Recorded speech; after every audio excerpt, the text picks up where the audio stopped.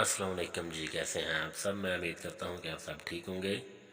آج میں ایک نئی ویڈیو کے ساتھ آپ کے سامنے حاضر ہوا ہوں، اور اس ویڈیو میں سورۃ النساء کی آیت نمبر 21، 22 اور 23 کی تلاوت کروں گا، اور ساتھ میں ترجمہ بھی کروں گا۔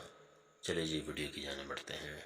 اعوذ باللہ من الشیطان الرجیم، بسم اللہ الرحمن الرحیم۔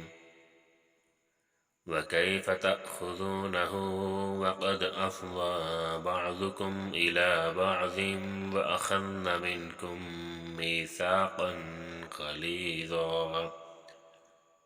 اور تم دیا ہوا مال کیوں کر واپس لے سکتے ہو جب کہ تم ایک دوسرے کے ساتھ صحبت کر چکے ہو، اور وہ تم سے عہد واثق بھی لے چکی ہے۔ وَلَا تَنكِحُوا مَا نَكَحَ آبَاؤُكُم مِّنَ النِّسَاءِ إِلَّا مَا قَدْ سَلَفَ إِنَّهُ كَانَ فَاحِشَةً وَمَقْتًا وَسَاءَ سَبِيلًا۔ اور جن عورتوں سے تمہارے باپ نے نکاح کیا ہو، ان سے نکاح مت کرنا، مگر جاہلیت میں جو ہو چکا وہ سو ہو چکا۔ یہ نہایت بے حیائی اور خدا کی ناخوشی کی بات تھی، اور بہت برا دستور تھا۔ حرمت علیکم امہاتکم وبناتکم واخواتکم وعماتکم وخلاتکم وبنات الاخ وبنات الاخت وأمهاتكم اللاتي يرضعنكم وأخواتكم من الرضاعة وأمهات نسائكم وربائبكم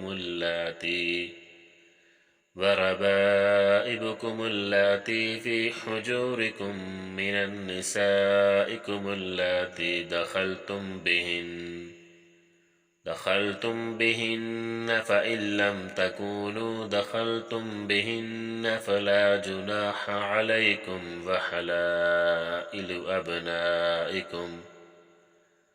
وحلائل أبنائكم الذين من أصلابكم وأن تجمعوا بين الأختين إلا ما قد سلف